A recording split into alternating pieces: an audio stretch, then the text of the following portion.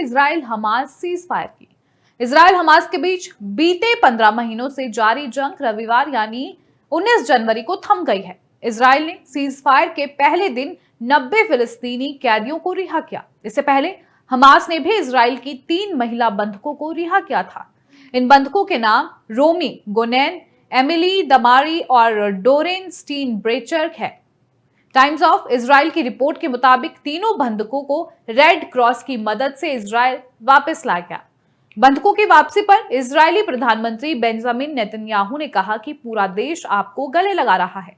रिहाई के बाद फिलिस्तीनी और इजराइल दोनों जगहों पर लोगों ने खुशियां मनाई। सीज फायर की घोषणा के बाद 600 से अधिक ट्रक इजराइल की सख्त नाकेबंदी के बीच मानवीय सहायता लेकर गजा पहुंचे।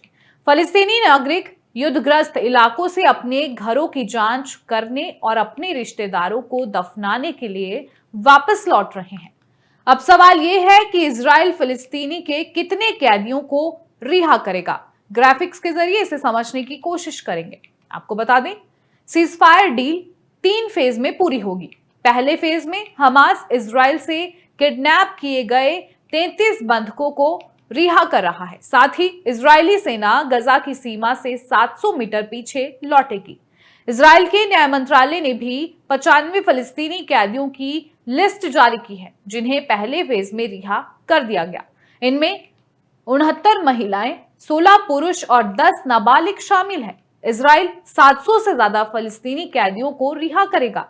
इनके नाम की लिस्ट भी जारी कर दी गई है। इस लिस्ट में शामिल कई लोग हत्या के आरोप में उम्र कैद की सजा काट रहे हैं, जिनमें हमास और फिलिस्तीनी इस्लामिक जिहाद के सदस्य भी शामिल हैं।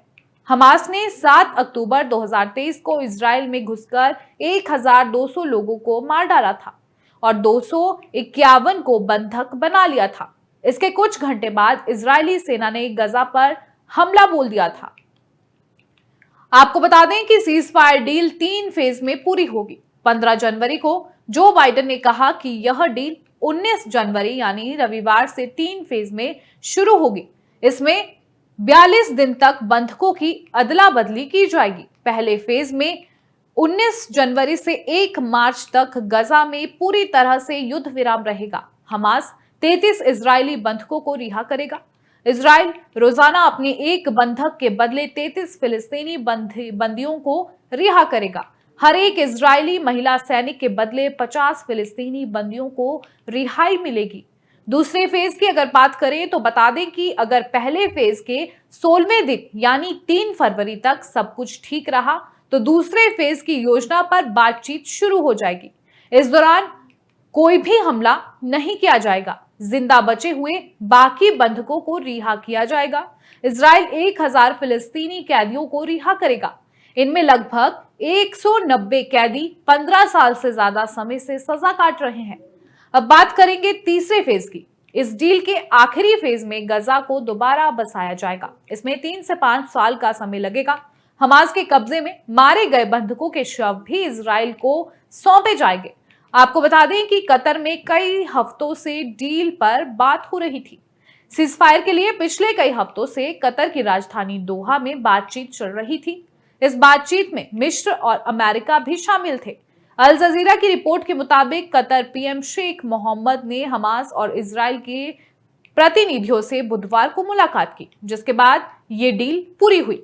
बंधकों की पहली फेज की रिहाई के 15 दिन बाद हमास बाकी बंधकों को रिहा करेगा। इस बीच दोनों पक्ष स्थायी सीज फायर पर बात करेंगे। यह डील कतर और अमेरिका की मध्यस्थता में हुई। इस समझौते के लिए कतर की राजधानी दोहा में मिस्र, कतर और अमेरिका की मदद से बातचीत की गई। इसमें इजराइल का प्रतिनिधित्व मोसाद चीफ डेविड बार्निया और शीन बेथ चीफ रोनेन बार ने किया। वहीं अमेरिका की तरफ से यहां पर ट्रंप के दूत स्टीव विटकॉफ और बाइडेन के दूत ब्रैड मैकगर्फ मौजूद रहे। आपको बता दें कि 230 हाई प्रोफाइल लोगों को आजीवन कारावास की सजा सुनाई गई है।